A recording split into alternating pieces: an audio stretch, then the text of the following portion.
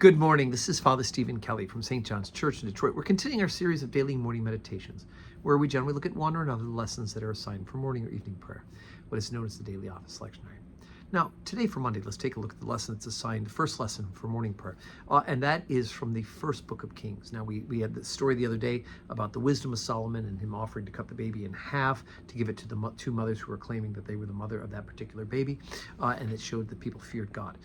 Now, in between that lesson that's assigned and the lesson that's assigned for today, Solomon does something very important. He did something that David wanted to do, but God did not permit it to happen, but Solomon was able to accomplish it, and that is that King Solomon built the temple. He built the actual temple to the Lord, which the Ark of the Covenant would be the central piece of it. Now remember, the temple, the Ark of the Covenant is a special place of God's dwelling.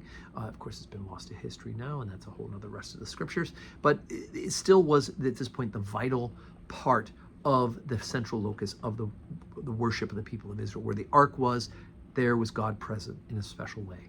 And so Solomon is able to build the temple, and at chapters 6 and 7 talk about the dimensions and the building of it. And now here we are, chapter number 8, and the most important thing about the temple is the adding of the ark.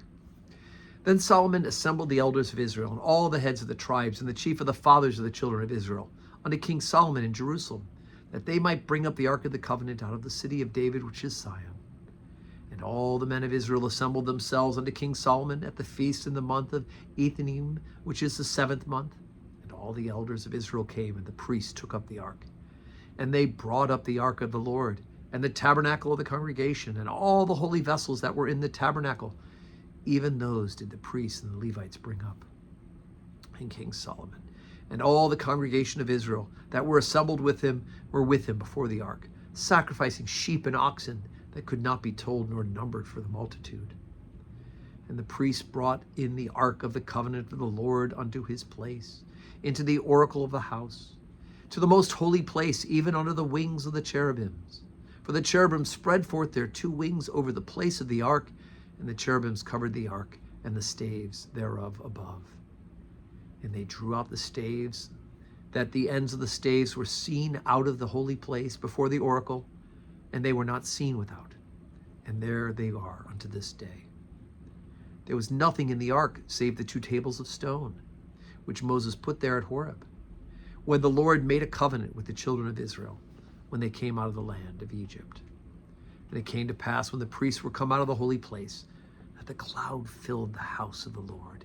So the priests could not stand to minister because of the cloud, for the glory of the Lord had filled the house of the Lord.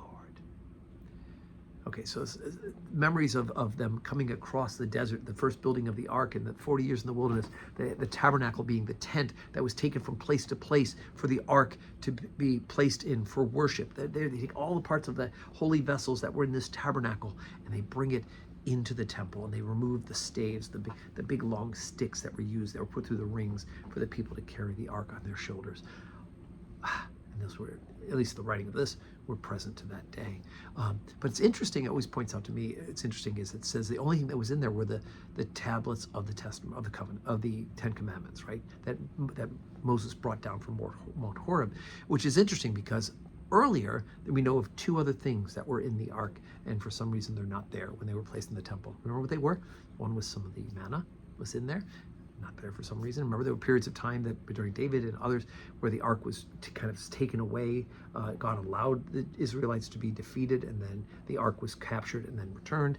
And the other one was Aaron's rod. Remember Aaron's rod that struck the stick, Aaron's rod that burst forth and flowered. Aaron's rod was also at one point in the ark, but when it was placed in the temple.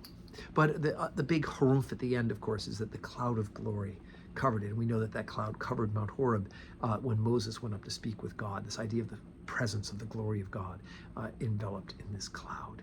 And we also get to see that a little bit in Mount Tabor when Jesus at the Transfiguration, the glory is a cloud. So all sorts of things. We read our Old Testament and we see things from the other parts of the Old Testament, but we also see the foreshadowing of what will happen in the New as well. So today's Monday. We have 12:15 Holy Communion. I do hope you can join us here in church or on the live stream. But it's right where you're watching this morning meditation. And may your Monday be full of blessings.